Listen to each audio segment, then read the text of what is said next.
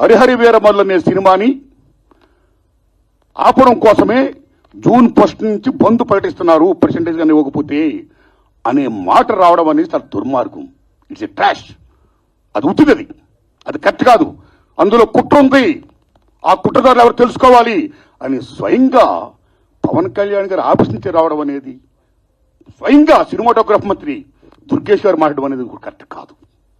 ఎందుకంటే మిత్రులారా, producer council కానీ, ఫిల్మ్ ఛాంబర్ కానీ, అవి సినిమా పరిశ్రమ పాలనా సంస్థలు, ఆ 2 సంస్థలు కూడా బంద్ ప్రకటిస్తామని ఇప్పుడు చెప్పాలా.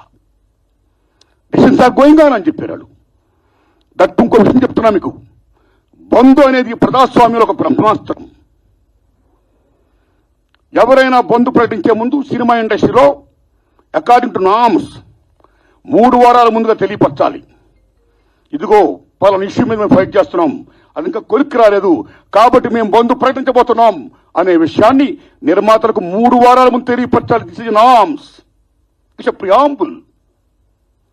3 వారాల ముందు తెలియపరిస్తే రిలీజ్ డేట్ ఎవరు తెచ్చుకున్నారో, మేము రిలీజ్ డేట్ ఇచ్చుకున్నామండి, ఇంకో 2 వారాలు మేము రిలీజ్ చేస్తున్నామండి అని ప్రిపేర్ అయిన నిర్మాతలను ఇబ్బంది పెట్టకుండా ఉండడం కోసమే 3 వారాల ముందు తెలియపరచాలి according to norms. So June 1 bandh ప్రకటిస్తే, ఒకవేళ జూన్ 12 అంటే 2 వారాలు కూడా కాదు కదా, ఏ రకంగా మీకు హరిహర వీరమల్లుకి అది వర్తింపు చేస్తుందండి? అది కరెక్ట్ కాదు. పవన్ కళ్యాణ్ గారి మీద ఎవరైనా కుట్రపడతారు. తెలుగు చలనచిత్ర పరిశ్రమలో విశ్వవిఖ్యాత నట సార్వభౌమ ఎన్టీ రామారావు గారు, భారతదేశంలో ఎన్టీఆర్ మన తెలుగు జాతిని ఖ్యాతిని చేసిన మహనీయుడు. As a politician, as a CM, like this anything else. ఎంత గర్విస్తామో. తర్వాత మళ్ళీ మంచి గొప్ప పేరు తెచ్చుకొని ఈవేళ ఒక జనసేన పార్టీ పెట్టి ఈవేళ డిప్యూటీ సీఎం అయ్యారంటే వీఆర్ ప్రౌడ్ ఆఫ్ ఇట్. మన తెలుగు చిత్ర పరిశ్రమ మొత్తం గర్విస్తున్నది. Hats off to Pawan Kalyan garu. ఆయన సేవలను గుర్తుంచుకోవాల్సిన చంద్రబాబు నాయుడు గారికి సెల్యూట్. మేము పవన్ కళ్యాణ్ గారిని ఏ రకంగా దుర్మానం కాము, కానీ పవన్ కళ్యాణ్ గారు ఆఫీస్ ఆ రకంగా కరెక్ట్ కాదు రావడం. ఓకే, వచ్చిందనుకోండి, ఇష్యూ వస్తే మహాత్మా గాంధీ ఏమన్నాడు? ప్రపంచ యుద్ధాలను కూడా చర్చల ద్వారా ఆపొచ్చన్నాడు ఆయన. ఒక సీఎం, ఒక డిప్యూటీ సీఎంగా మీరు అక్కడ సీఎం చంద్రబాబు నాయుడు గారితో మాట్లాడి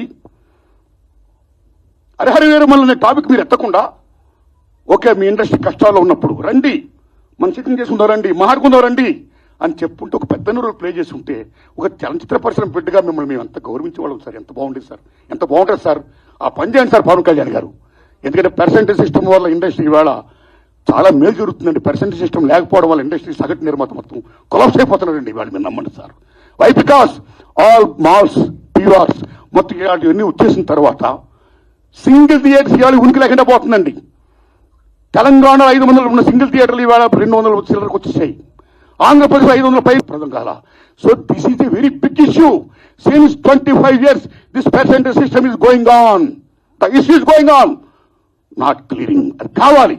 అలాంటిది ఇవాళ పర్సెంటేజ్ సిస్టమ్ కొలుక్కొచ్చే దశలో హరిహర వీరమల్లుకి దీనికి ఒక లింకప్ పెట్టి ఏం సంబంధం అండి? ఏమీ సంబంధం లేదు. ఈ రకంగా దాన్ని చేస్తారని చెప్పి ఈ పర్సెంటేజ్ సిస్టమ్ అనే ఇష్యూని పక్క తోసేసేసి హరిహర వీరమల్లు ఫోకస్ చేయడం అంటే ఎంత దూరం ఉండేది. అది కరెక్ట్ కాదండి. అందుకని నేను మనస్ఫూర్తిగా ఇది ఫీల్ అయ్యే నేను చెప్పడం కోసమే నేను విజ్ఞప్తి చెప్తూ పవన్ కళ్యాణ్ గారిని విజ్ఞప్తి చేస్తున్నా, నేను చంద్రబాబు నాయుడు గారిని విజ్ఞప్తి చేస్తున్నా, దుర్గేష్ గారిని విజ్ఞప్తి చేస్తున్నా. పవన్ కళ్యాణ్ గారు మాట చెప్పారు,